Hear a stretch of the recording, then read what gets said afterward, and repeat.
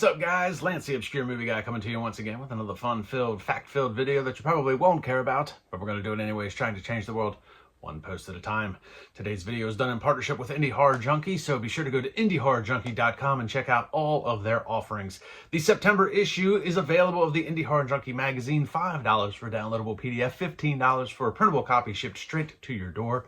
Every Wednesday night is the Indie Horror Junkie podcast, comes on at 8 o'clock Eastern Standard Time.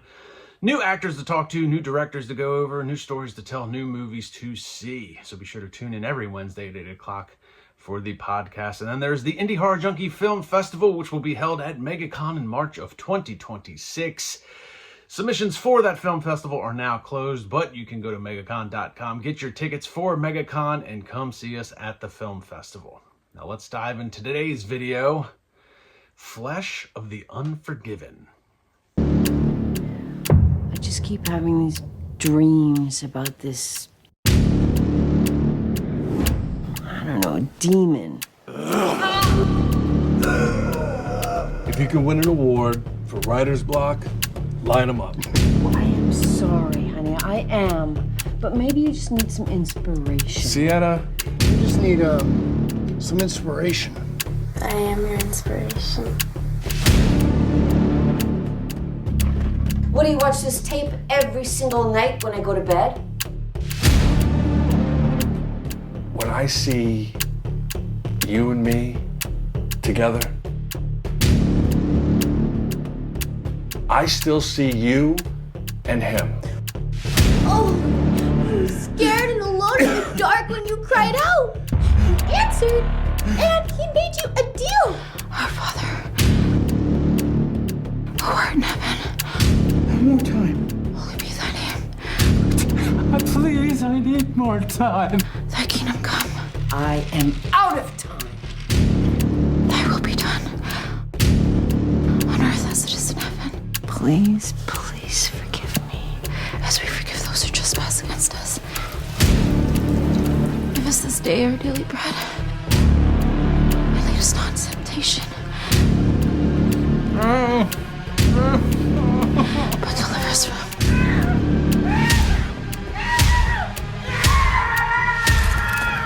You're all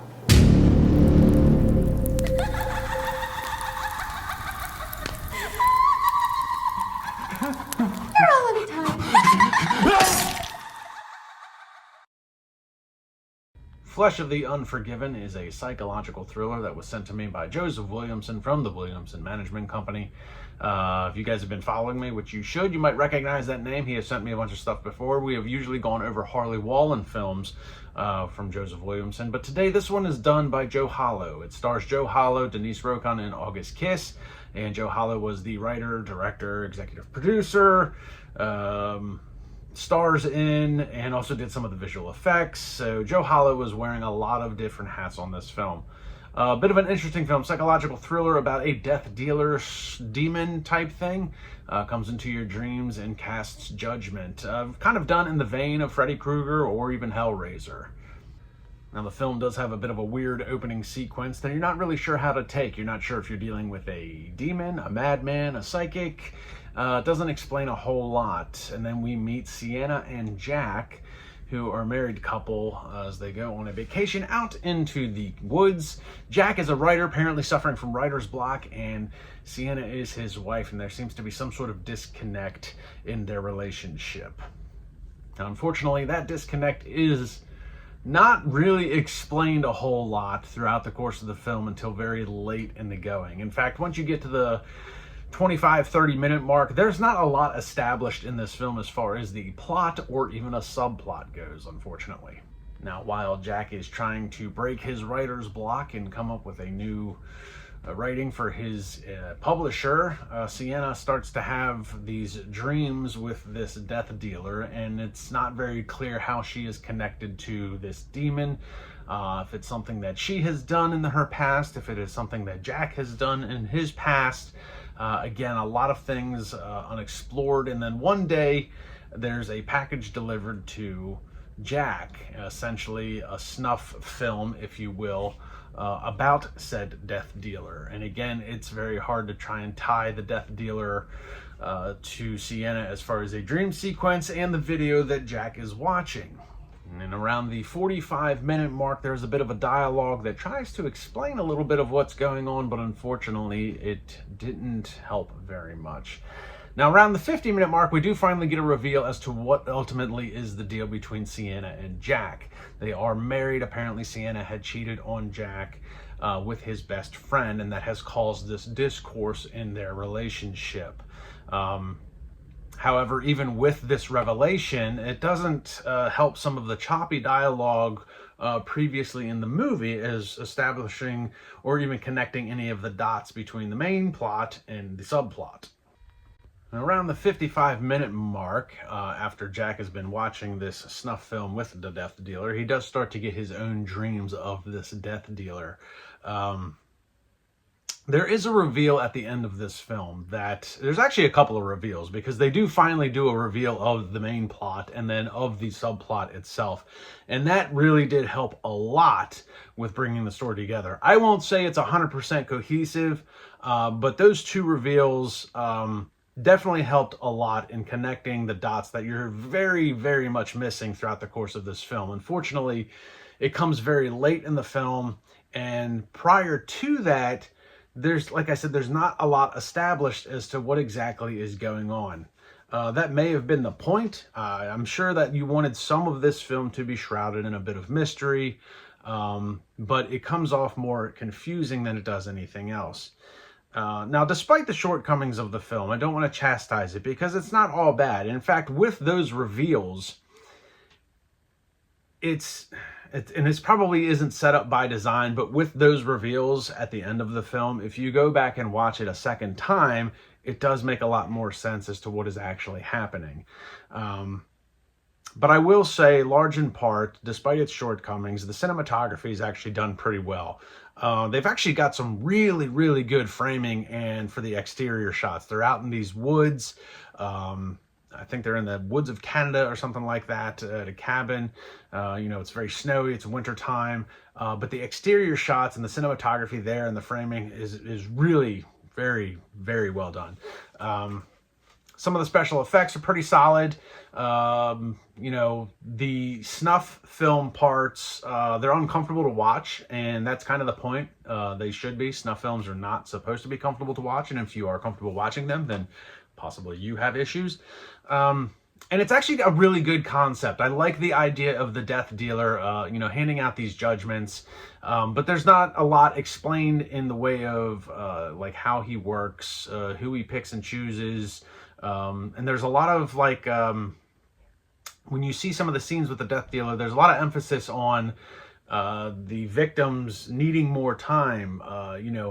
I guess the main thing is to kind of embrace your fears. I think is embrace your fears and atone for what you have done, and then you will get through this trial from the death dealer. But there's always this emphasis on, if I just had more time, I just had more time, and oftentimes they don't get more time from the death dealer. So I like the concept of this film. The biggest flaw with this film, honestly, and I hate to say this, was the dialogue. The dialogue is between characters is kind of choppy. I don't want to say it's predictable, because you don't really know a whole lot about what's going on, but I will say that some of the dialogue does come off as generic. It's pretty much lines that you have heard in 100 different situations before, and it didn't add anything to the plot. The characters themselves weren't necessarily moving the plot along with the dialogue, and they weren't adding to the story. Another problem that I had with this film was establishing a time frame, whether it's something as basic as it's daytime versus nighttime.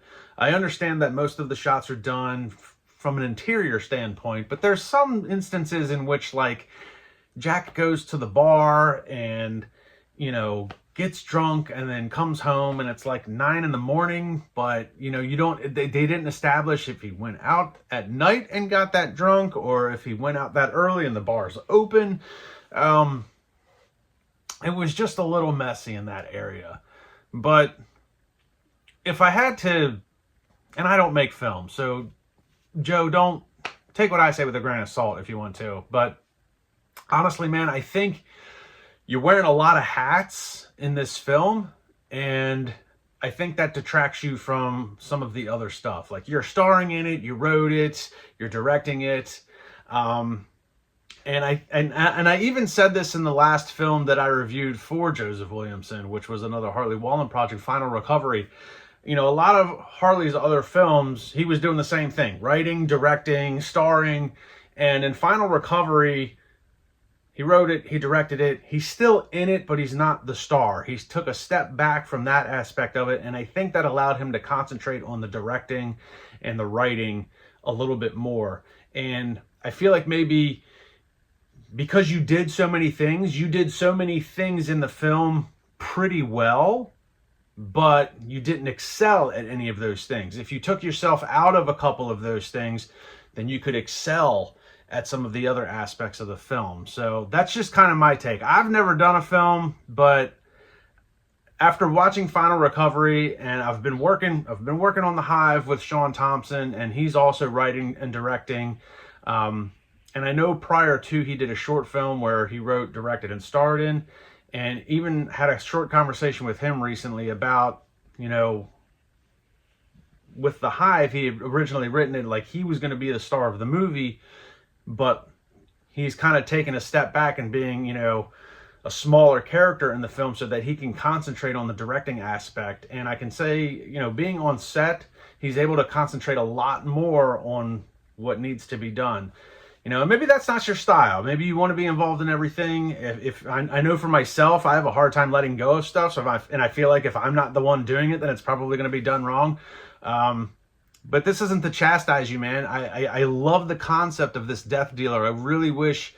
And the other thing I'll say about this film is that this is another one of those unique films. Maybe this is a Joseph Williamson thing that I'm starting to see. But again, you have this horror type film that doesn't lean too far into horror, and it's actually very much a dramatic film.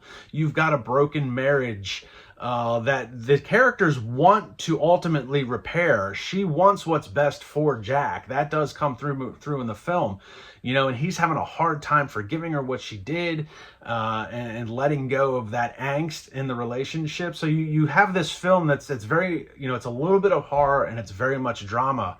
And again, we see that with like the Harley Wallen projects that I've reviewed. You have these complex social issues and then some horror mixed in. Final Recovery was the first one of that I've seen that was actually executed pretty well. A lot of times we see, you know, they lean too far one way or another. It's too much drama, not enough horror, or it's too much horror, not enough drama. I think you've got a good mix of horror and drama. It was just a matter of trying to find the cohesiveness of trying to bring those two subgenres together into one. So there's a really good concept here. I honestly hope Joe continues to make more death dealer movies, I guess I'll say. It's a cool looking character, and I think that's another thing that he did. I think I read somewhere, and Joe can correct me if I'm wrong. I think he was also the death dealer. He not only did he play Jack, but he also played the death dealer, and I don't know that for 100%. But it is a muscle suit overlaid on top of a person being the death dealer. If I had to make a recommendation, maybe get Mark Haynes to be the death dealer, because he looks the part, as you can tell. He's built very well. He's a good actor. But, I mean, maybe that's just something to take off of your plate if you were, in fact, the death dealer. Now, Joe did reach out to me through Facebook Messenger. This is a low-budget film. It doesn't look like it's a low-budget film, so that's kind of cool. Like I said, some of the cinematography is done really well. There's some audio effects that are pretty cool with the way the death dealer speaks. He also has a annoying sidekick, which I think that was the point of that character. She She is annoying. Her voice is very screechy, and that's all done by design. I can tell that's not how she talks in real life, but it kind of adds like a Joker-esque type feel to, you know, her as the sidekick. I guess maybe like a Harley Quinn to the Joker. You know, she's the Harley to the Death Dealer. So it is a great concept. Like I said, it's kind of done in the vein of Hellraiser. I could see the parallels there between the two films. I think if this was polished up a little bit, it could definitely be a really, really good film. And I will say, you know, despite it being low budget, and I'm not going to say what the budget is. I mean, it's a 4-figure budget, but I think they, and I say this a lot with, you know, a lot of independent films, they did a lot with a little. The special effects are pretty good. The snuff film aspect is uncomfortable, and that's by design. It's supposed to be. But I think if Joe takes a step back from doing everything and delegates things a little bit more, he could probably turn something like this into something really spectacular. And to be honest with you, like I said, I've never made a movie.